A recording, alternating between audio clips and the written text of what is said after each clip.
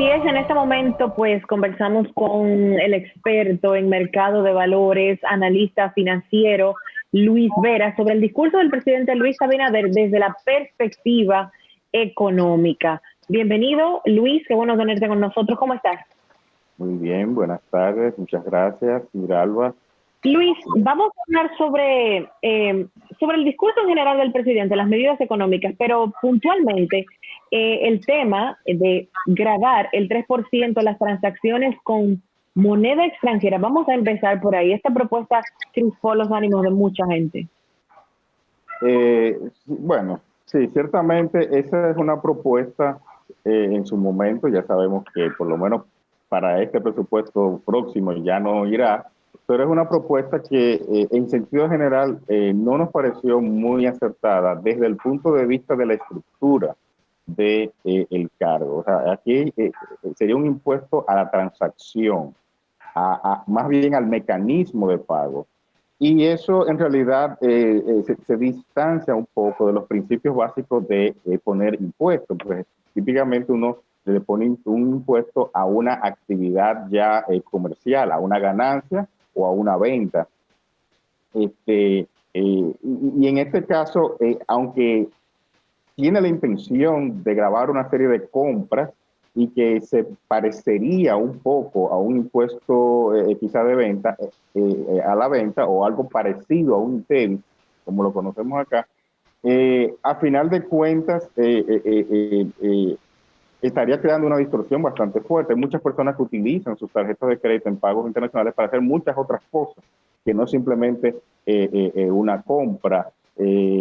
Muchos negocios pequeños, medianos, utilizan las tarjetas para llevar a cabo sus operaciones. Entonces, en el caso de empresas, imagino, por ejemplo, el caso de empresas que involucren muchos viajes o muchos gastos en el extranjero, estaríamos hablando de un incremento de todo el espectro digamos, de su gasto.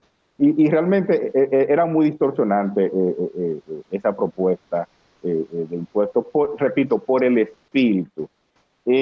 No necesariamente, y es algo que he comentado en las redes, algunas personas me han venido con críticas, esto es distinto a fiscalizar correctamente ciertas operaciones que sí debieran ser fiscalizadas. Y ojo, no que debieran ser fiscalizadas, sino que de hecho ya existen los impuestos correspondientes. Por ejemplo, el caso mismo del ITEVIS es un impuesto a la transferencia de servicios.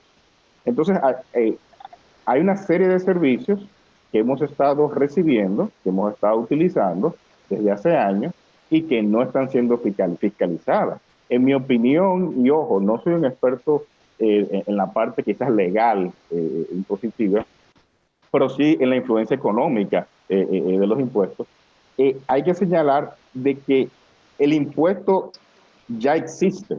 O sea, ya existe un impuesto que debiera gravar a los servicios, los Netflix, Uber, etcétera,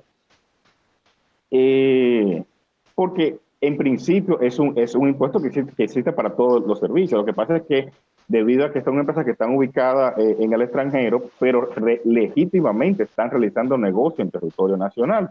Cuando tú tienes una suscripción de Netflix y te llega la señal, te llega físicamente a tu dispositivo que está en tu casa, en tu hogar, y ahí recibes el servicio. O sea, en principio ese servicio no habría que crear un impuesto nuevo para cobrar el ITEVIS. Claro. Ya el ITEVIS existe. Entonces, por supuesto, sé que hay muchas personas que quizás no le va a agradar este comentario, pero estoy tratando de ser lo más imparcial, lo más justo posible. Y mi observación es que existen ya los impuestos que solamente habría que aplicar de manera puntual a ciertos servicios y con esto se estaría fiscalizando. Y ojo, yo sospecho, tengo la sospecha, que para la reforma propiamente, para el año siguiente, o sea, que se entraría en efecto ya en el 22, sospecho que esto sí sería una de las cosas que sería corregida, porque hay que señalar, justo este año, más del 60% de los países de Latinoamérica empezaron ya a cobrarles impuestos, en la mayoría de los casos impuestos similares, es decir, impuestos a valor agregado o, como lo conocemos aquí, el ITEVIS. El ITEVIS. Pero en principio, estas empresas deberían ser fiscalizadas inclusive en su impuesto sobre la renta, es decir, la porción de sus ganancias que corresponda de su negocio realizado aquí en República Dominicana, tienen que pagar impuestos. Nosotros, y a mí me da mucha risa porque la población se agarra siempre de 2 o 3 eventos y lo señala como quizás como los eventos más malignos que han ocurrido en la historia de la República Dominicana. Y a mí siempre me gusta recurrir al ejemplo de Odebrecht. Obviamente es un caso muy importante desde el punto de vista de corrupción. Ha tenido muchas repercusiones a nivel internacional, pero hay algo que muchas veces perdemos de vista. A lo largo de 14 o 15 años que duró este fraude, de lo que se habla son de 93 millones de dólares. Es un dinero. O sea, para mí, a mí me encantaría tener ese dinero. Y obviamente los que se beneficiaron, digamos, de este esquema, deben ser penalizados.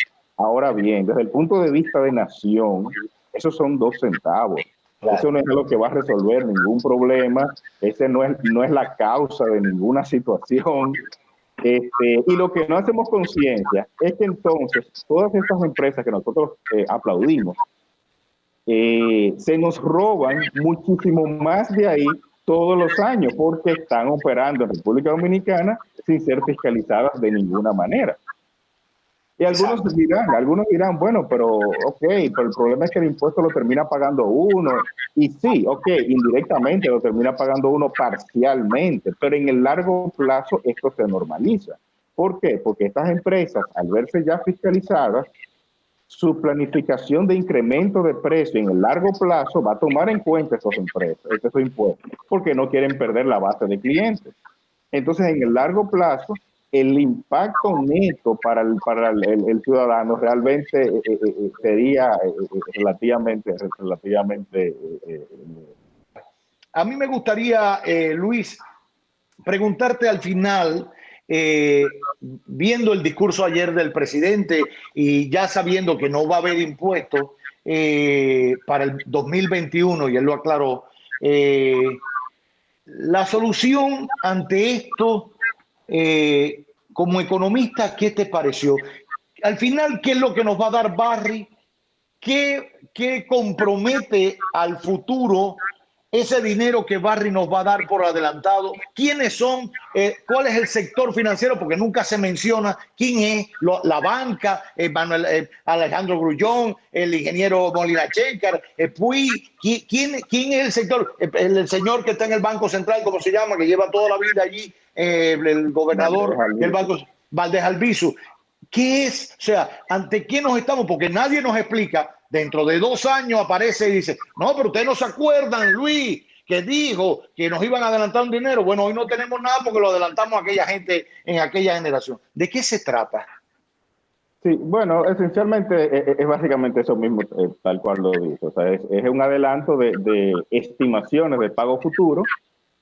Habrán negociado o detectado que la empresa tiene flujo de caja, están recibiendo, las empresas de oro están recibiendo un flujo de caja bastante importante, el precio del oro y de otros metales ha ido subiendo y entonces le pusieron quizá algún poco de presión y salió este dinero disponible.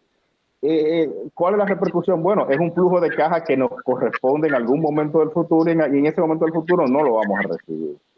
Hay que señalar algo en torno a todo esto, y es que con el día de hoy se dio a conocer entonces cuál sería ese monto, y luego yo mismo estimando, viendo estadísticas del tema de las tarjetas de crédito, el monto que se paga en moneda extranjera, y cuánto hubiese sido el ingreso por ese 3%.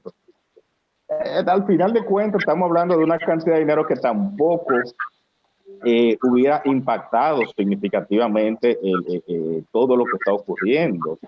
Hay que señalar algo, para poner un ejemplo, desde que empezó el problema de la pandemia hasta la fecha, y hasta antes de que, como dijera el presidente ayer, las reservas internacionales habían caído significativamente desde enero para acá, en alrededor de casi 4.000 millones de dólares. Este monto es un monto que representa el impacto que ha tenido la pandemia, el impacto de todos los enfrentamientos económicos que ha tenido que llevar a cabo el gobierno para tratar de subvencionar esta situación. Y entonces cuando vemos esos montos, nos damos cuenta que estas partidas, aunque ayudan,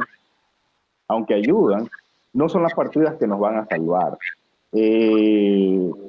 Yo pienso que detrás de ese impuesto del 3% al consumo de tarjetas, también había otro componente que sí lo veo valioso, y es que esto en el corto plazo, o sea, por lo menos para el año 2021, iba a desincentivar el turismo exterior, o sea, que el dominicano salga a hacer turismo, iba a incentivar que lo cambiara por turismo interior. Local. Por supuesto, muchas personas dicen, bueno, pero yo quiero viajar, yo quiero hacer esto, yo quiero hacer lo otro, pero hay algo que la gente pierde de vista. Cuando tú tomas en consideración la reducción de la actividad económica, el gasto adicional del gobierno y otros factores, yo hice por arribita un cálculo los otros días, y esta pandemia nos estará costando 12 mil a 15 mil millones de dólares, es que lo que nos costa la pandemia. Si lo dividimos entre los dominicanos, estamos hablando $1,000 y pico de dólares cada uno. Si lo dividimos entre los dominicanos que trabajamos, que producimos, estamos hablando de 2.400, 2.500 dólares por dominicano. Entonces tenemos todos que hacer conciencia. De alguna manera, cada uno de nosotros tiene que sufrir mínimo 2.500 dólares, digamos, de daño. Obviamente hemos visto como muchos ya lo han sufrido con la pérdida de su empleo, la pérdida de sus negocios, etcétera. Pero de algún lado tiene que salir y no podemos tener la expectativa de que el gobierno o los gobiernos lo resuelvan todo. Por lo tanto, si eventualmente la medida o una de las medidas que nos ayuda a solventar esta crisis implica que tú el año que viene te dé un viaje menos, o no salga allí, o te compre una cosa, o sea, entiende lo que la otra alternativa hubiese sido pedirle a cada dominicano que busque 2.500 dólares. Es una realidad. Entonces, tenemos que también ser un poco conscientes, ser patriotas con relación a eso. De hecho, mira, fíjate un detalle. Los otros días en redes sociales, yo hice una encuesta y dije, miren, de la única manera que no, digamos, que podamos solventar este tema de presupuesto sin incrementar impuestos, pudiera ser o con endeudamiento, o cancelando todos los programas de ayuda, o sea, el PATI, el FAS, etcétera. Y puse la encuesta, ¿qué tú prefieres? ¿Los impuestos nuevos, endeudamiento o que tumben esos programas? Oye, y el 50% de los seguidores respondieron que tumbaran los programas. Oye, eso. Una o sea, a la gente viejo, le duele, óyeme, no piensa en decir, bueno, yo sacrificaría ese 3% a cambio de que la población entera mantengo una especie de... Sí, pero en eso hay algo, Luis, y es que la gente ya está muy maltratada por años, muy maltratada con el asunto de que no ven que los impuestos que pagamos se invierten de la mejor manera.